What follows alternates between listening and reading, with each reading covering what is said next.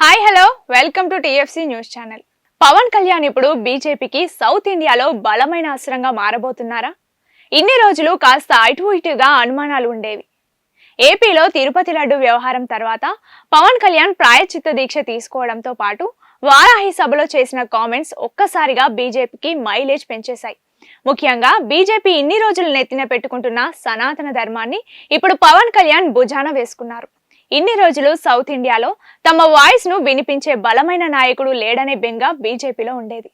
కానీ పవన్ కళ్యాణ్ ఎప్పుడైతే సనాతన ధర్మాన్ని కాపాడుతానని భుజాన వేసుకున్నాడో అప్పుడే బీజేపీలో ఆశలు చిగురించాయి.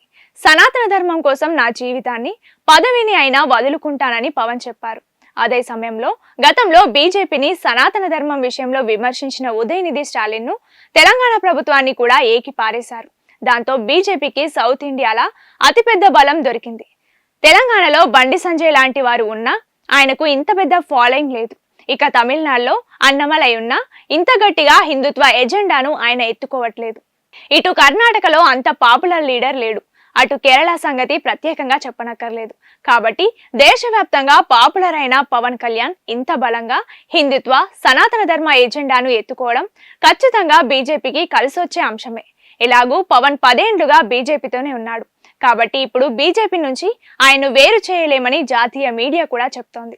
ఇలా పవన్ రూపంలో బీజేపీకి సౌత్ ఇండియాలో మరో బలమైన ప్రచారాస్త్రం దొరికినట్టు అయిపోయింది. పవన్ కళ్యాణ్ ఇప్పుడు బీజేపీకి సౌత్ ఇండియాలో బలమైన అస్త్రంగా మారబోతున్నారా?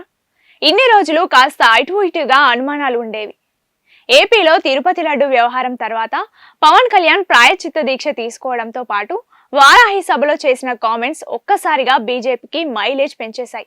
ముఖ్యంగా బీజేపీ ఇన్ని రోజులు నెత్తిన పెట్టుకుంటున్న సనాతన ధర్మాన్ని ఇప్పుడు పవన్ కళ్యాణ్ భుజాన వేసుకున్నారు.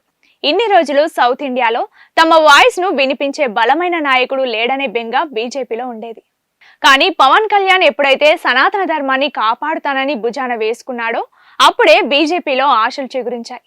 సనాతన ధర్మం కోసం నా జీవితాన్ని పదవిని అయినా వదులుకుంటానని పవన్ చెప్పారు. అదే సమయంలో గతంలో బీజేపీని సనాతన ధర్మం విషయంలో విమర్శించిన ఉదయనిధి స్టాలిన్ ను తెలంగాణ ప్రభుత్వాన్ని కూడా ఏకి పారేశారు.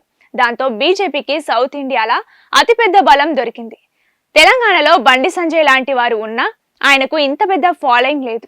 ఇక తమిళనాడులో అన్నమలై ఉన్నా ఇంత గట్టిగా హిందుత్వ ఎజెండాను ఆయన ఎత్తుకోవట్లేదు. ఇటు కర్ణాటకలో అంత పాపులర్ లీడర్ లేడు. అటు కేరళ సంగతి ప్రత్యేకంగా చెప్పనక్కర్లేదు. కాబట్టి దేశవ్యాప్తంగా పాపులర్ అయిన పవన్ కళ్యాణ్ ఇంత బలంగా హిందుత్వ సనాతన ధర్మ ఎజెండాను ఎత్తుకోవడం ఖచ్చితంగా బీజేపీకి కలిసొచ్చే అంశమే. ఇలాగూ పవన్ 10 ఏళ్లుగా బీజేపీతోనే ఉన్నాడు. కాబట్టి ఇప్పుడు బీజేపీ నుంచి ఆయన్ను వేరు చేయలేమని జాతీయ మీడియా కూడా చెప్తోంది.